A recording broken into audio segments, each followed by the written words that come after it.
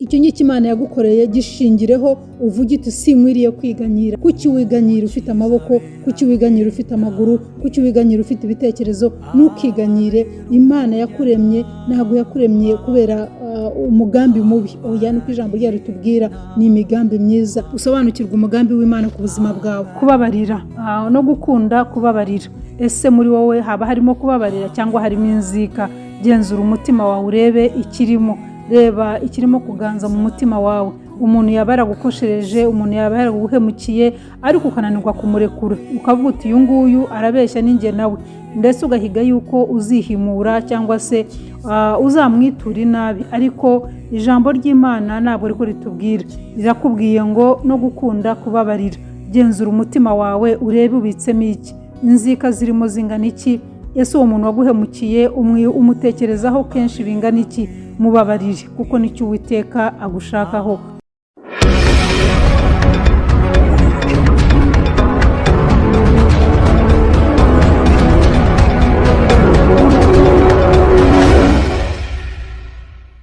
Reka tubashimire mwese, tubasuhuza tubifuriza ibihe byiza abadukurikira kuri Mpumuriza TV. Imana ibahe umugisha kandi Imana ibagirire neza.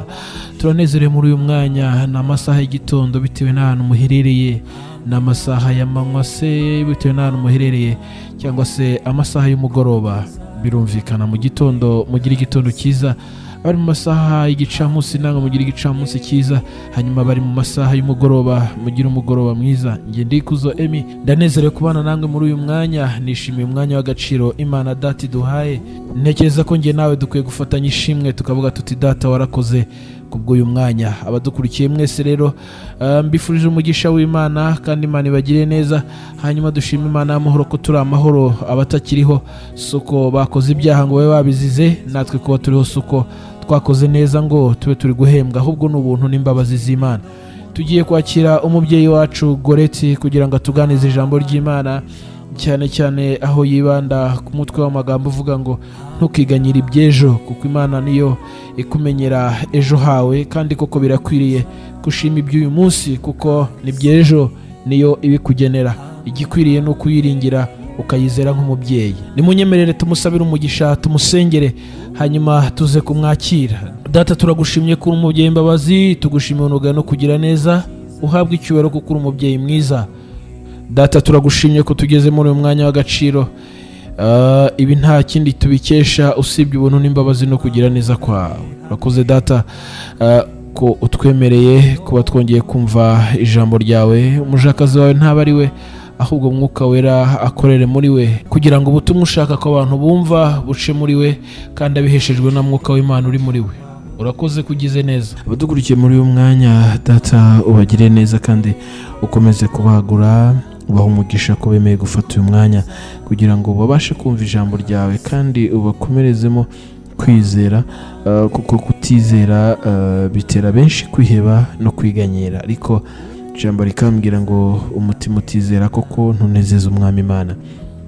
Reka umuntu wese wumva aya magambo umukomerezemo kwizera kugira ngo yizere akwiringire kuko ari wowe mubyeyi. Urakoze rero kubw'ubuntu bwawe n'imbabazi ze no kugira neza kwawe.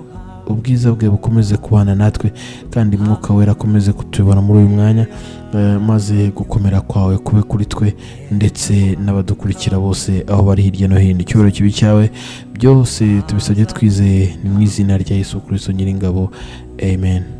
Yesu nashimwe cyane bakundwa, Yesu nahimbazwe. Amahoro y'Imana kuri twe twese hirya no hino aho muherereye. Amahoro y'Imana aganze, amahoro y'Imana ategeke. Ni wa munsi wacu rero w'umunezero, umunsi wo gutekereza ku byiza Imana idukorera, ku byiza Imana yadukoreye, gutekereza ku byo Imana izadukorera, hanyuma tukanezerwa kurushaho, umunsi ku wundi tukanezerwa. Haleluya. Yesu nashimwe cyane. Mpumuriza TV abakunzi bayo Imana ibaha umugisha, abayikurikirana, abakora share, abasubscribinga, abalikinga, mwese Imana ibaha umugisha, ndetse n'abandi bataramenya inkuru nziza ndabizi ko bazayimenya. Erega buri kintu kigira igihe cyacyo, kandi igihe kigeze kirakoreka uko byagenda kose. Yesu nashimwe cyane. Haleluya. ese waba uramukanye ibyiringiro ki? Ese uyu munsi waba uhagaze ute? Ese uyu munsi umutima wawe urakubwira iki? Ijambo ry'Imana riratubwira ngo muhore munezerewe iteka, ntukajye wemerera umutima wawe kugushuka ngo maze uhangayike, ntukajye wemera ikintu cyose cyatwara umunezero wawe, ujye uharanira umunezero wo mu mutima wawe. Ibintu byose bizashira, ibintu byose bizarangira, ariko iyo udafite umunezero mu mutima, niyo waba ufite ubutunzi bungana iki, ntabwo wabunezererwamo, kuko nta munezero ufite mu mutima. Burya bibanza mu mutima, hanyuma no hanze umunezero ukaza, atari wa wundi wo guseka ariko mu mutima hashira, ariko iyo mu mutima hanezerewe no hanze biragaragara. Haleluya, Yesu nashimwe cyane. Uyu ni wa munsi rero tugiye kuganira ku ijambo riryoshye, ijambo ry'ihumure. Murabizi yuko hano tuhavugira amagambo y'ihumure, amagambo ahumurizanya, amagambo asubizanyamo intege, ntabwo ari ugushiturana hanze nk'uko hanze bimeze, bakamamaza ikintu kugira ngo abantu babone babakurikira benshi, ababumva benshi, nyamara ntacyo dusaruramo. Ariko twamaze gusobanukirwa yuko byose biri mu kiganza cy'Imana, niyo itegeka, niyo yemera ikintu kibaho cyangwa se kitabaho. Rero reka dufatanye gusangira ihumure, mwuzaniye uyu munsi, nanjye nihumuriza, tuvuga ngo data byose urabizi. Umuririmbyi Kabaganza yararirimbye ngo ntabwo akwiriye gutinya ibizaba ejo, kuko yasobanukiwe neza yuko byose Imana ibitegeka. Haleluya, haleluya, haleluya. Icyampa ugasobanukirwa yuko ubwo buzima urimo gucamo bwose Imana ibutegeka. Icyampa ugasobanukirwa ibyo urimo wumva byose, amatwi yawe byakubwira, ibyo byose ugasobanukirwa yuko byose hari umwami ubitegeka. Haleluya. Ngo kuva ubu sininyibiza bejo, ibyago cyangwa amahirwe, nzi byose ko Imana ibitegeka, kwiganyira n'ukubusa. Kuva ubu sininyibiza bejo, ibyago cyangwa amahirwe, nzi byose ko Imana ibitegeka, kwiganyira n'ukubusa. Haleluya, haleluya. Ese niki kirimo kigutera kwiganyira? Niki kikubabaje? Niki kikuraje ijoro? Ese ni uburwayi? Ese ni amakuba? Ese ni ibyago? Ese ni ugutotezwa? Ese ni akarengane? Ese icyo ari cyo cyose wumva kikubujije amahoro, nagira ngo kibwire ngo kwiganyira mfite mu mutima ni ukubusa, kwiganyira mfite ntacyo kuzangezaho, kwiganyira mfite utakuretse wazapfana nako. Ariko nje guhereza ihumure kubwira ngo wikwiganyira kuko ibyejo si ibyawe, wikwiganyira kuko nta na kimwe wakwikorera umwami wawe atagutabaye. Haleluya. Nta mpamvu yo kwiganyira kuko twasobanukiwe neza ko byose Imana ibitegeka. Buri kintu cyose gitegekwa n'Imana. Rero Imana itabyemeye ntiwasucceedinga, ntiwatera imbere. Imana itabyemeye ntabwo wabona irembo rikinguye. Oya, Imana niyo ikingura kandi ni nayo ikinga. Ese wayiburanya? Nibibaho. Ese wasobanukiwe ko ariyo yakuremye? Niba wizera ko Imana ariyo yakuremye, emerera Imana, emerera gukora kwayo kube ku buzima bwawe. Ibihe ugenda ucamo byaba ari ibyago, vuga uti Imana ndi mu biganza byawe, hari icyo wahindura, hari icyo wakora, hari ihumure nanjye wampereza. Yesu nashimwe cyane. Niba ari amakuba urimo gucamo, niba ari ukubabazwa gutandukanye urimo gucamo, wabwira Imana uti Imana ngirira neza. Ariko ibyo bivugwa n'uwamaze kumenya agaciro k'Imana, n'uwamaze kumenya yuko Imana ari imubeshaho, n'uwamaze kumenya yuko Imana ari imukomeza no mu bihe bya nyuma. Na cya gihe abaganga bakubwiye ngo itahire utegereze, ahangaha Imana irakora. Haleluya. Twarayibonye ikora, twarayumvise, dufite ubuhamya. Yes, haleluya. Umwanditsi yaravuze ngo dufite ibihamya, ntabwo ari kimwe nubwo ari bibiri, ahubwo dufite ibihamya byinshi cyane yuko Imana ikura mu rupfu. Ese wowe ntiwaba ubizi? Imana ikura na hahandi abaganga bihebye, na hahandi abaganga bavuze bati rega nimujye gutegura mu rugo byarangiye, hahandi bya bindi namwe muzi bajya bababwira. Ariko ahangaho ijambo rirakubwira ngo humura. Haleluya! nje kukubwira ngo humura, n'ahangaho bakubwiye ko bidashoboka umwami Imana yahagukura. Erega nubwo atahagukura ariko ukamusanga unezerewe, ari namaganya ufite mu mutima. Ese twakwiga kunyurwa mu bihe byose, mu bihe byo kubabazwa, mu bihe by'umunezero. Ntidutekereze yuko tuzanezerwa gusa tukarinda dusaza. Oya, iteka muri ubu buzima habaho kumanuka no kuzamuka, habaho kunyagirwa ndetse n'izuba, habaho ibintu byinshi cyane duhura nabyo. Ariko ibyo byose twiringira Imana. Haleluya! Iringira Imana mu makuba, iringira Imana mu byago wahuye nabyo, iringira Imana mu bupfakazi ndetse no mu bupfubyi, iringira Imana uri kumwe n'uwo mwashakanye mutari kumwe, iringira Imana. Haleluya! Iringira Imana ufite akazi utagafite, iringira Imana muri byose. Ibyo byose ubona byanyaganyejweho, ibyo byose byakozweho, wibitakazaho umwanya uvuga uti noneho ndapfuye ndarangiye, kuko nabyo si wowe wabyihaye. Yesu nashimwe cyane. Ese wari uzi ko wabihawe n'Imana? Kandi Imana ibifiteho ububasha kuba yabinyeganyeza ikongera ikabitwara. None se inkuru ya Yobu nimuyizi? Yesu nashimwe cyane. Erega hari ibyo dusoma byakabaye bitubera urugero rwiza. Ntitugire ikintu na kimwe twemerera kidutwara umunezero wo mu mutima. Yesu nashimwe cyane. Nje kubwira ngo wihungabanywa n'ibizaba ejo, witekereza ngo none ejo bizaba bimeze bite? Ese wari uzi ko ejo uzaba uriho? Ntabyo tuzi. Uba uri kumwe n'umuntu mu kanya ukumva ngo birarangiye, none wowe urimo kwiganyira ibizaba ejo. Ese ejo uzi yuko ari ahawe? Ntabwo ari ahawe. Ubwo atari ahawe rero ubwira Imana ngo Mana, nubishaka Mana, nubishima ejo hakaba ari ahanjye, uzangenzereze gutya. Uko niko dusenga, hanyuma Imana igahora no kwifuza no gukunda kwayo n'ubuntu bwayo ikatugirira neza. Yesu nashimwe cyane. Rero amahoro y'Imana akomeze kubana namwe mu byo murimo gucamo byose.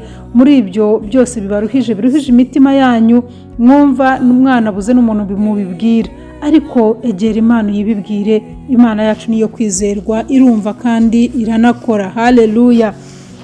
Reka dusome iki cyanditswe, uyu murongo uri mu gitabo cya Mika ibice 6. Ni ukuri habamo amagambo aryoshye.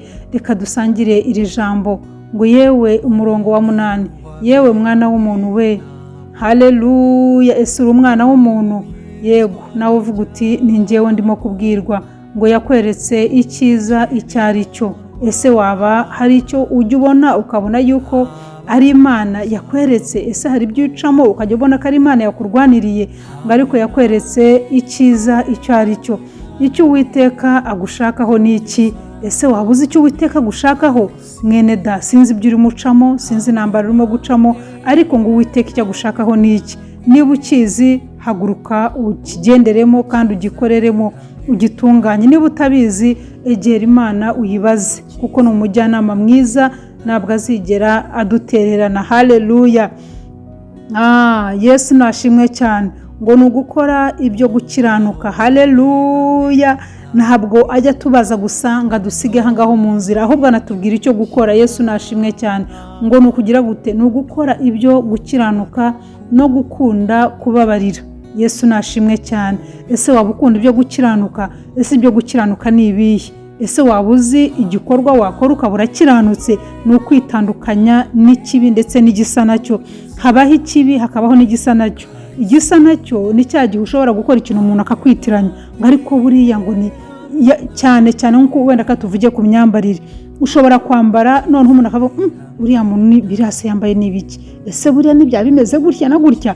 Umuntu akaba yakwitiranya kubera ko yabonye imyambarire yawe. Umuntu akaba yakwitiranya bitewe na group ugendana nayo, n'itsinda urimo kugendana naryo. Umuntu akakwitiranya. Irinde ibyo byose bakwitiranya nabyo. Niba ubona ikintu ari kibi, kirinde. Icyo ni ku ijambo ry'Imana ritubwira. Yesu nashimwe cyane. Kubabarira no gukunda kubabarira. Ese muri wowe haba harimo kubabarira cyangwa harimo inzika? Genzura umutima wawe urebe ikirimo. Reba ikirimo kuganza mu mutima wawe. Umuntu yaba yaragukoshereje, umuntu yaba yaraguhemukiye, ariko ukananirwa kumurekura, ukavuga uti uyu nguyu arabeshya ninjye nawe. Mbese ugahiga yuko uzihimura cyangwa se uzamwitura inabi, ariko ijambo ry'Imana ntabwo riko ritubwira, rirakubwiye ngo no gukunda kubabarira. Genzura umutima wawe urebe ubitsemo iki, inzika zirimo zingana iki, ese uwo muntu waguhemukiye umutekerezaho kenshi bingana iki, mubabarire kuko nicyo Uwiteka agushakaho, ngo no kugendana n'Imana. Ese waba ugendana n'Imana yawe? Yesu nashimwe cyane ngo wicisha bugufi. Ese ugendana n'Imana kangahe? Mu byo uvuga, mu magambo uvuga, ujye yagenzura ukumva yuko uvuganye n'umuntu ubibwirijwe n'Imana. Ayo magambo yo gutebya, amagambo yo kumva gusa ngo gusetsa, ibyo ari byo byose genzura ayo magambo uvuze. Ese nawe wakomerekeje? Ese ayo magambo uvuze harimo iki? Umuntu akuyemo inyigisho yihe? Ese harimo ubujyanama bungana iki? Yesu nashimwe cyane ngo no gukunda no kugendana n'Imana yawe wicisha bugufi. Ese wicisha bugufi bingana iki, cyangwa wishyira hejuru? Wifuza yuko abantu bakureba bakwigiraho ukumva ko ni wowe kamara, ni wowe mbese byose, abantu batagufite cyangwa utagize icyo ukora abantu ntibabaho. Oya, gerageza kwicisha bugufi, kuko iyo wicishije bugufi n'Imana irakuzamura. Yesu nashimwe cyane. Ariko cyane cyane dutekereze kuri iri jambo, ni ugukora ibyo gukiranuka. Reka nimwibwire ngo gukiranuka k'umutima wawe ni wowe uba wiyubaka, kuko ntabwo ari Imana wubaka kuko yo irubakitse bihagije, ahubwo irifuza ko nawe wubakwa, irifuza ko nawe ugendera mu bushake bwayo. Nta kindi rero Imana igushakaho mwene data. Wikwiganyira ibizaza ejo, wikwiganyira iby'ubuzima urimo kunyuramo none ahangaha, ibyo wacamo byose nagira ngo ubwire ngo byose Uwiteka niwe ubitegeka. Imana yacu niyo ibitegeka, itabyemeye yewe naho wakwiganyira, naho wajya mu bakomeye, naho yewe wajya kuri radiyo na za televiziyo ugasaba ubufasha, wafashwa, ariko kwa kwiganyira ni kuva mu mutima wawe. Ese wakwemera kwiganyira kukava mu mutima wawe hanyuma ukemerera Imana igategeka? Ese Imana wayemerera ikayobora ubuzima bwawe? Wayemerera ikayobora ibitekerezo byawe? Wayemerera ukagenda mu bushake bwayo? Yesu nashimwe cyane. Ese wagendera mu gukiranuka kw'Imana? Wakwitandukanya n'ibyo byose bikureshya, n'ibyo byose bikubwira ngo ni byiza, ibyo byose bikwereka yuko ari bigezweho? Ese wari uzi ko ibyo byose bigezweho bidashimisha Imana? Ese wari wagenzura ngo urebye byose wirukankamo bavuga ngo ibi n'ibi byabaye ukaba wagiyeyo, ibyo byose wumva bishimisha umutima wawe? Ese waba waragenzuye umenya yuko bishimisha n'Imana? Niba ubona bidashimishije Imana, genzura hanyuma witandukanye nabyo. Yesu nashimwe cyane. Witandukanye nabyo, bye kugutwarira umwanya, bye kukumarira umwanya wawe. Nta mpamvu yo kumara umwanya wawe mu bidahesha Imana icyubahiro, mu bidatuma ugaragara kukiranutse imbere y'Imana. Ibyo byose ukora ugatahana umunaniro, ukicuza, ukibaza ariko ubu nakoze iki? Yego wasetse, yego wariye, yego wishimye, yego wabyinnye, yego rwose waraye muri buwate, wabyinnye, wanejeje umubiri, ariko imbere y'Imana wagaragaye uti? Ese uwo munsi hari icyo Imana yakwanditseho? Uwo munsi hari icyo Imana yakwishimiyeho? Yesu nashimwe cyane. Ongera witekerezeho, ongera wiyumvire, hanyuma ureka ayo maganya. Yesu nashimwe cyane. Umuririmbyi Kabaganza nuko yaririmbye ngo kuva ubu ntabwo sininya ibizaba ejo, byaba ari amakuba, byaba ari ibyago, byaba ari ibyiza, ibirori se, byaba ari ugutera imbere. Oya, byose ntabwo nshobora kwiganyira, kuko nasobanukiwe yuko ari Imana yacu ibitanga, ari Imana yacu ibikora, ari Imana yacu ibigena. Imana itabigennye ntabwo byashoboka. Ari n'ibyo birori bituma wenda tujya kure y'Imana, Imana itakwemereye, Imana itaguhaye amafaranga yo gukoresha ibyo birori, ntabwo wabigeraho. Rero dusobanukirwe yuko byose biri mu kiganza cy'Imana, dusobanukirwe ko byose ari Imana ibigena, dusobanukirwe ko ari Imana itwemerera turiho. Uraryama ukabyuka ntacyo watanze. Yewe n'abandi bafite ababarinda ntabwo baba babayeho kuko abantu babarinda, kuko tubonye benshi baryama bagasinzira bagapfa, tubonye benshi bagenda rwose agasitara rwose afite umuntu umurinda ariko agasitara bikarangira.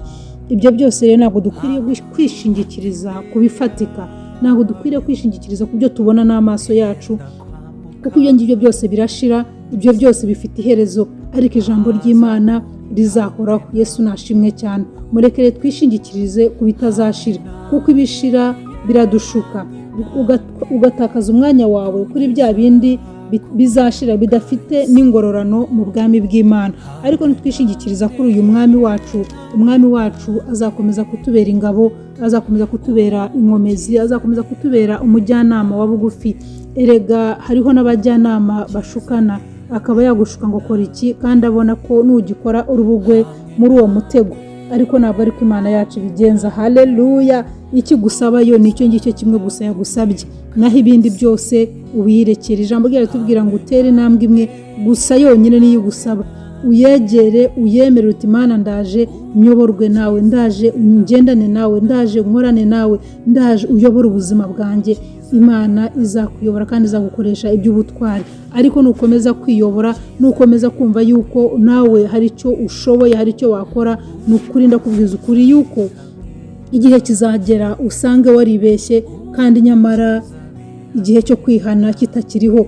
Ariko mureke twihane hakiri kare, garukira Imana yawe hakiri kare, kiranukira Imana yawe hakiri kare. Ugifite uburyo, wari uzi ko uyu munsi ushobora kuba ugenda, ejo bikanga, ejo bikananirana. Yesu nashimwe cyane. Ese wari uzi ko uyu munsi ushobora kuba urimo kuvuga ariko mu kanya n'ubu ukivuga? Ese byakumarira iki uyu munsi uwutakaje? Ndakwinginze mu buntu bw'Imana yacu ngo yemerera ijambo ry'Imana rikorere muri wowe, emerera ijambo ry'Imana rikuyobore. Erega muri bya bindi byose, no muri ya makuba ducamo, no muri bya byago, Imana yacu iravuga. Imana yacu ntabwo izigera idutererana, niko ijambo ryayo ritubwira ngo ntabwo izigera idutererana habe na gato, nizigera idusiga, ngo izabana natwe, ngo yaba ari mu mazi atemba. Ntabwo nzi rero icyaba kigutemba nanone kirimo kigutera kwiganyira, sinzi icyaba kirimo kukuzunguza kigutera kwiganyira, sinzi uburwayi baba barakubwiye bugutera kwiganyira. Ariko tubonye Imana ikura mu rupfu, tubonye Imana ikiza, tubonye Imana irengera, tubonye abantu bakora accident bakongera bakabaho. Yesu nashimwe cyane. Tubonye abantu bakora impanuka bakajya muri koma, ariko Imana ikongera ikabasubiza ubuzima. Haleluya! Ese wowe hari icyo Imana yaba yaragukoreye? Icyo ngicyo Imana yagukoreye gishingireho, uvuge uti sinkwiriye kwiganyira. Yesu nashimwe cyane. Kuki wiganyira ufite amaboko? Kuki wiganyira ufite amaguru? Kuki wiganyira ufite ibitekerezo? Ntukiganyire kuko hari Imana. Yesu nashimwe cyane. Imana yakuremye ntabwo yakuremye kubera umugambi mubi, oya, nuko ijambo ryayo ritubwira ni imigambi myiza. Ahubwo wowe sobanukirwa icyo gushakaho, sobanukirwa icyo Imana igushakaho, usobanukirwa umugambi w'Imana ku buzima bwawe. Hanyuma urekarama, uhagarare nk'ukuntu tujya turekarama imigabane y'ababyeyi bacu, umurage w'ababyeyi bakaturaga ari abana bangahe bakatugabanya. Nawe menya umugabane wawe mu bwami bw'Imana. Sobanukirwa icyo Imana yakuvuzeho, sobanukirwa icyo Imana ishaka kugukoresha, sobanukirwa. Numara kubisobanukirwa, ndakubwiza ukuri kuzahaguruka ugakora iby'ubutwari, uzahaguruka uko kwiganyira kugushiremo, uzahaguruka wongere ugaining imbaraga, wongere wakira imbaraga mu buzima bwawe, uzakira ubwo burwayi. Izo mbaraga wumva zitakikurimo, Imana izakongerera imbaraga. Yizere, yemerere mu bigendanemo. Iyo wemereye Imana mu rugendo rwawe rwose, ukayikoreza amaganya yawe yose, ibindi byose irabigukorera. Yesu nashimwe cyane. Mureke twemerere Imana, mureke tugendane nayo, mureke tuyemerere dukoreshe muri byose, twe kwiganyira. Mukundwa we kwiganyira, ndakwinginze mu mutima wawe wose wikwemerera umwanzi agutera kwiganyira. Kwiganyira, iyo wiganyiriye bizana ibyaha byinshi mu mutima wawe. Uriganyira ukagira ishyari, uriganyira ukagira umubabaro wo mu mutima wawe, ugafuhira abantu, uriganyira ukumva wanze abantu, uriganyira ukumva urimo kwibaza ese kuki Imana ngewe itandeba, kuki Imana itanyumva. Ibyo byose iyo ubitekereje uba wiganyira mu mutima wawe, urimo kwigereranya n'abandi. Nyamara Imana hari ukuntu yakuremye, hari n'ukuntu yaremye mugenzi wawe. Yesu nashimwe cyane. Turekeraho kwiganyira mu mutima, ahubwo dutere intambwe twegere intebe y'Imana, twegere Imana kugira ngo dusobanukirwe icyo twahamagariwe muri ubu buzima. Hari icyo wahamagariwe, hari icyo nahamagariwe. Twese niduhagarara neza tugakora ubushake bw'Imana, ni ukuri tuzaba amahoro. Nzaba amahoro ku ruhande rwanjye, umuturanyi wanjye w'amahoro, inshuti yanjye b'amahoro, umuvandimwe wanjye b'amahoro.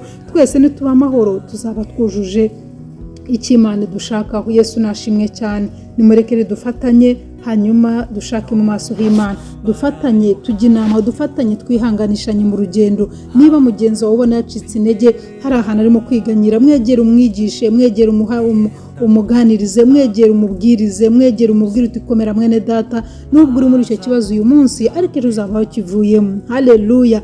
umuririmbyi ati sinkwiriye kwiganyira ibizaza ejo, ntabwo ari ibyanjye kuko ibyanjye ni ibyo ndimo kureba uyu mwanya, kuko uyu mwanya nshobora kuba ndimo kubibona undi mwanya simbubona. Rero mu gihe ndimo kubibona reka mbikoreshe, reka mbyishimiremo, reka mbinezererwemo.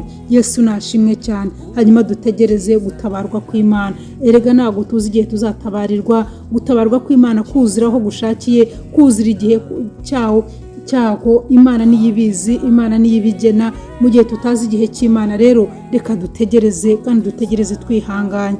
Yesu nashimwe cyane. Nitutagwa isari tuzasarura, nuko ijambo ry'Imana ritubwira. Mbifurije amahoro y'Imana, mbifurije kurama, mbifurije kuzabona ubwiza bw'Imana, mbifurije kuzabona amaso y'Imana harabagirana mu buzima bwanyu, mubona gukora kw'Imana, ikiganza cy'umwami kiri ku buzima bwanyu, mukanezerwa no kubona imbaraga z'Imana ziba ku buzima bwanyu ndetse n'abanyu hirya no hino. Yesu nashimwe cyane. Amahoro y'Imana rero nabane namwe, kandi mukomeze guhaha, hanyuma mubone ibyo mwifuza byose. Yesu nashimwe kuko twamaze kumenya ko nta mpamvu yo kwiganyira. Nitutiganyira tuzasaba, tuzahagarara dusabe Data, kandi nawe azaduha, kuko kwiganyira si ukwacu. Oya, Yesu nashimwe cyane. Reka amaganya yose tuyikoreze umwami Yesu, kuko byose yarabyikoreye kugira ngo njye nawe tubeho uyu munsi tutiganyira. Nta mpamvu yo kwiganyira, nawe ntuziganyire, ahubwo dusingire icyo twateganyirijwe. Yesu rero abaho umugisha kandi abagirire neza. Kadushima Imana. Data wa twese uri mu ijuru, izina ryawe niryubahwe, ubwami bwawe buze, kuko ari wowe ukwiriye gushimwa mu isi no mu ijuru, ni wowe ukwiriye guhimbazwa, ni wowe ukwiriye kuvugirizwa impundu. Mwami, twasobanukiwe neza yuko tudakwiriye kwiganyira ibizaba ejo, kuko si ibyacu, kuko Mwami ijambo ryawe ritubwira, Mwami wanjye, ngo dushake gukiranuka kwawe, Mwami wanjye, ngo ibindi byose uzabitwongerera. Mwami rero niyo mpamvu duharanira gukiranuka, niyo mpamvu duharanira kutiganyira, ahubwo tugatumbira Mwami wanjye ijambo ryawe, tugatumbira umusaraba wa Kristo, kugira ngo turusheho kuzuzwa, turusheho Mwami kugira imbaraga. Erega Mwami, ni byinshi byadutera kwiganyira, ni byinshi byadukura mu masezerano, ni byinshi byaduhuza, ni byinshi byadukura imbere yawe. Ariko Mwami, turasezeranya amaso yacu yuko tuzaguma imbere yawe Mwami, tukavuga Mwami wanjye, kuko ari wowe utanga ihumure, ari wowe wuzuza Mwami hahandi hacagase, ari wowe ukomeza Mwami, ari wowe usubizamo intege mu buzima bwacu. Nta handi twabona ubuhungiro Mwami. Twagiye tubona abo duhungiraho Mwami batwitaza, abo twitaga yuko bakomeye Mwami tukababura. Ibyo byose Mwami ni ibihamya yuko ari wowe mwungeri muzima, ari wowe wita ku byacu, ari wowe waturengera, ari wowe watugirira imbabazi, ari wowe watugirira ibambe, ari wowe Mwami wakongerera imbaraga mu buzima bwacu. Yaba ari abarwayi, yaba ari abababaye Mwami, babuze Mwami wanjye ibyiringiro, ndakwinginze ngo ubibasukemo, ubiyuzuzemo, basobanukirwe kugira neza kwawe. Uri Imana kandi uzahora uri Imana iteka ryose. Turasenga kandi ni ukuri Mwami, tuba twiringiye kubyumvise mu izina rya Yesu. Amen, amen, amen. Umwami Imana abaho umugisha kandi akomeze kubishimira. Shalom, shalom.